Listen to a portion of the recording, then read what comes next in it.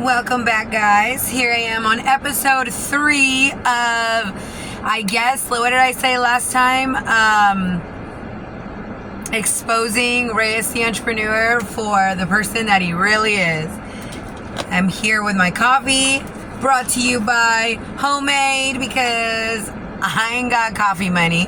Shoot, I don't get child support.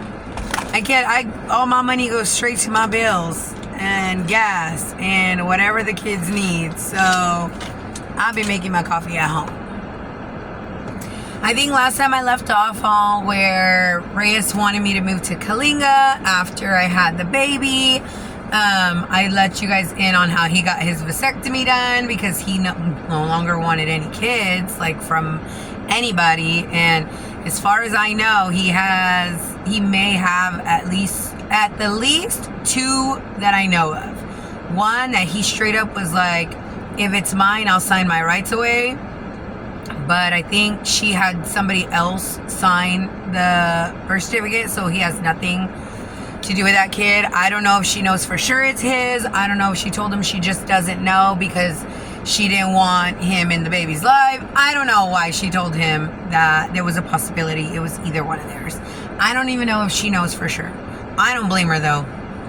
And then somebody else hit me up like a couple of years ago when Reyes first blew up, I think, like when he got a heck of money. So I assume she was only hitting him up because he made money, which I told her, like, if that kid is his, go get a paternity test.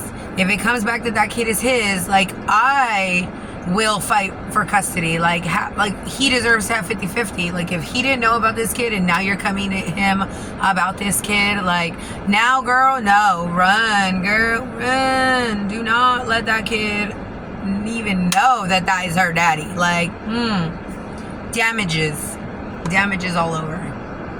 So anyways, I told him no, and eventually that ended up leading to a big thing. We ended up splitting again while he was in Kalinga, which rightfully so, because, I mean, he was cheating on me. He was going back and forth. I think we ended up splitting up like maybe the last couple of months. Maybe it was like, maybe April or May. I don't remember. Honestly, I do remember when we broke up, but we broke up, and it was a couple months before baby was due. Baby was due in August. So I ended up having like a really bad pregnancy with her. Towards the end, I was like in the hospital like every single week. So he missed all that. He missed all of it. He got invited to my baby shower, and he didn't go. He didn't go to his own daughter's baby shower because his sister was having her baby shower the same day. So, of course, priorities, right? That's exactly how our relationship always was. His family was top priority, and I was nothing. Like, he straight out told me, like, my family's there for me, and if me and you split up, you'll never be there for me. So, of course, I'm going to pick them over you.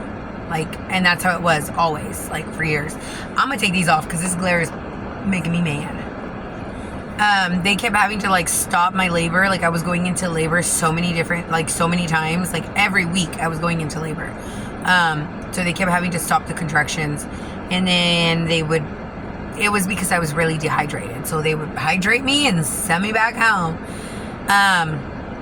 So when I ended up finding out that I was going to be delivering her within a week or 2, I think it was like within a week, I had let him know, hey, you know, it was the week prior. I told him I just left my doctor.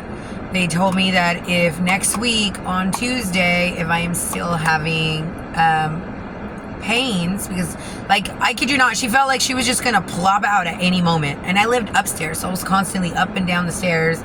My son was he was about to start school, so I was like always back and forth. He was still visiting with, actually, no, he stopped visiting with his dad at this point, so no.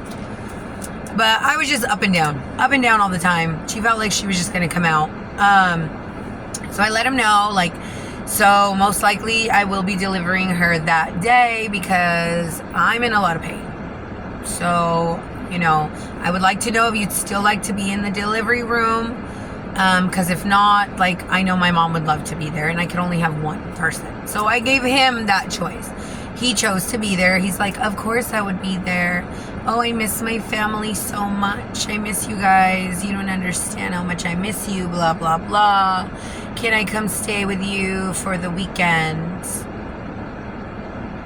Dumbass, Justina. Oh my gosh. Yep, dumb me. Because I fell for it and I let him come stay the weekend. So he stayed with me, and then on Monday before, the next day, which was delivery day. Oh my gosh, excuse me. I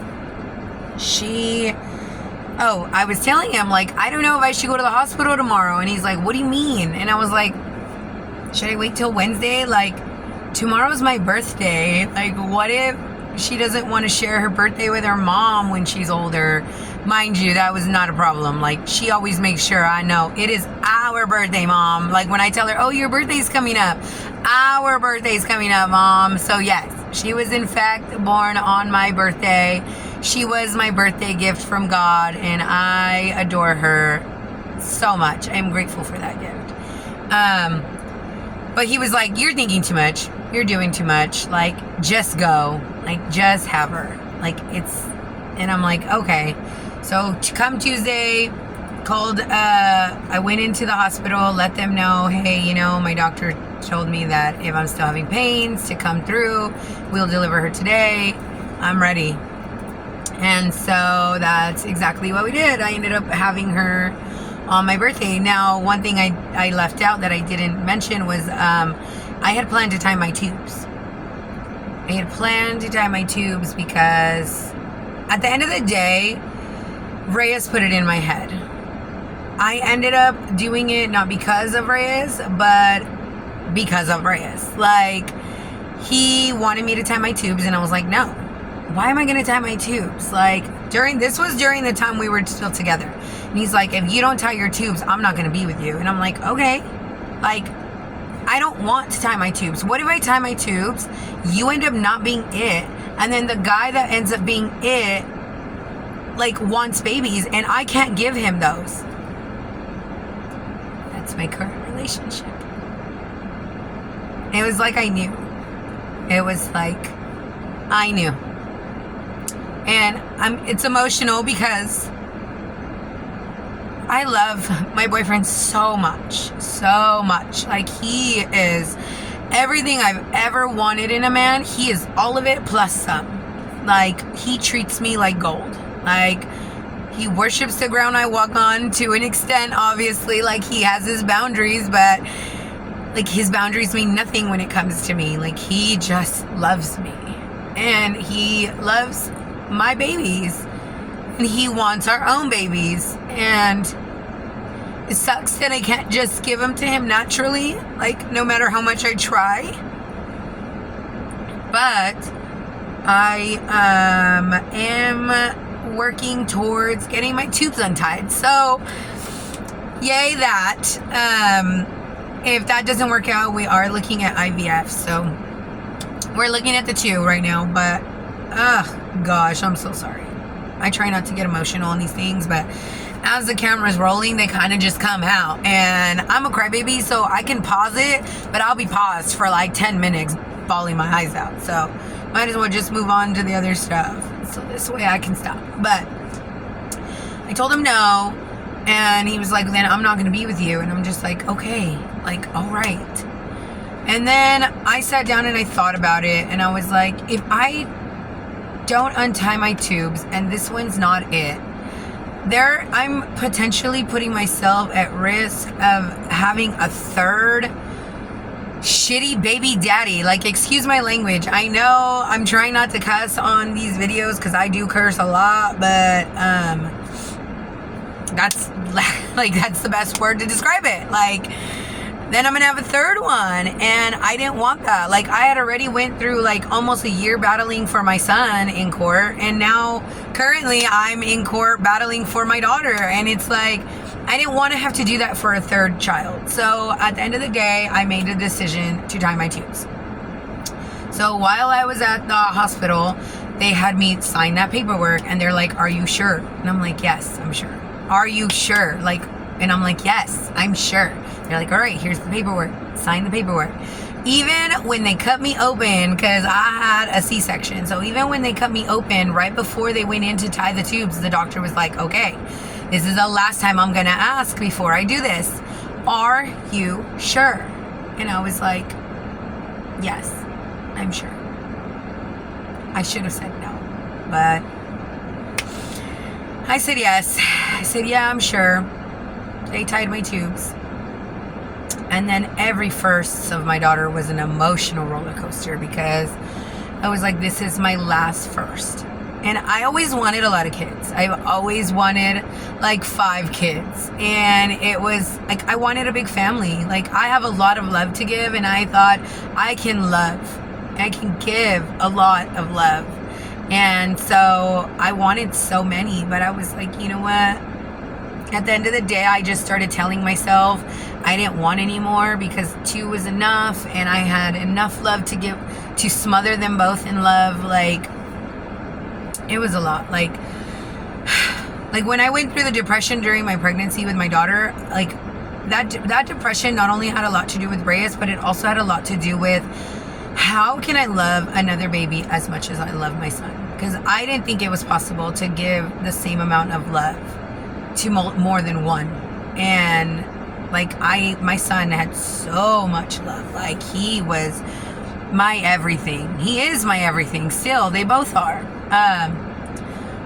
But once I had Adelina and I took a look at her, it was like, oh, that's how. Like, I love them both the same. Like, it's so crazy to me. And so then that's when I realized, like, I could have given that same love to more, but I made that decision because Reyes proved to me that he was not a good baby daddy at the time. I mean, now he's still not, but at the end of the day, he's a decent dad. And when I say decent dad, I mean because he does pick up the kids, he does take them places, but he's only focused on spoiling them with money, like, not love. Like, he had a visit with them yesterday, and my daughter came home telling me, like, he kind of got mean at the end. And I'm like, he wanted more hours with you guys, which I didn't give him more hours, but he wanted way more hours with you guys. And just for what? If those 4 hours he was already starting to be mean at the end of it, like, there's no point in going further than that. Like, he can't handle a lot. So that's why I say he's decent. He's not great, he's not the best, but he's decent. Okay, so we have Adelina. I had a C-section that usually requires 3 at the time. I think it's different now, but at the time it still required 3 nights or 3 days in the hospital for them to monitor you. And I had complications. First, after I had Adelina, Reyes, mind you, he didn't even watch. I don't even know why he was in the delivery room. Like, he didn't even watch his daughter be delivered. He was like, I can't see that. And it honestly makes me mad, because he worked with a surgeon recently, and he used to record the surgeries. And I'm like, dude, you could record girls having their breasts done and their butts done, but you couldn't like visually see your daughter be born. Like, that's insane. That's mind-boggling to me. But again, dogs, I guess, you know.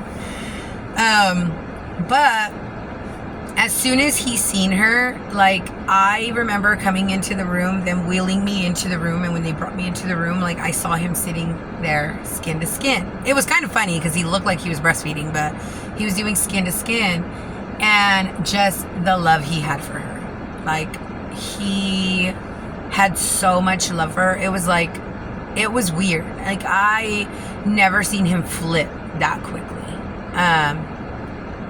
But yeah, so I don't know. I don't know what switched. I think it was the fact that she was a female, and like, I don't know. I really couldn't even tell you. Give me a second. But that's when I made my decision. I was like, he looks like he's excited to be a dad. I want my baby to have her dad. Like, I guess I'll move. And so I told him that.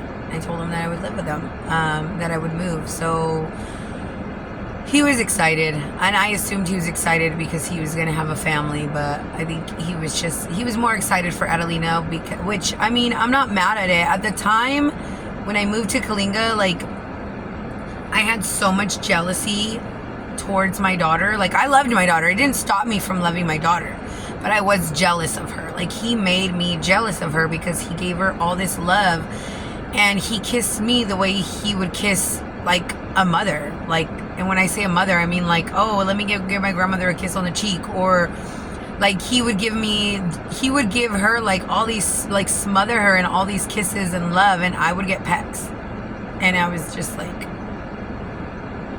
I felt like worthless. But okay, so we're in the hospital. I'm supposed to be there for 3 days. The third day comes around. I had complications with my delivery. I think they said something about like an air bubble or something, that when they did the shot in my back to paralyze my body, I don't remember, something with the air bubble. I don't know. But anytime I would sit up in a full sit, I would get a splitting migraine. And if you don't know what that is torture. Like, I kid you not, the pain would start here and it would shoot all the way back to the back of my neck. And I would just be sitting. I could be sitting for a minute and boom, it would hit. Like, I could not stay sitting. Going to the restroom, I would get dizzy spells. I would get lightheaded. I would feel like I'm going to pass out. I would start throwing up. Like, it was bad.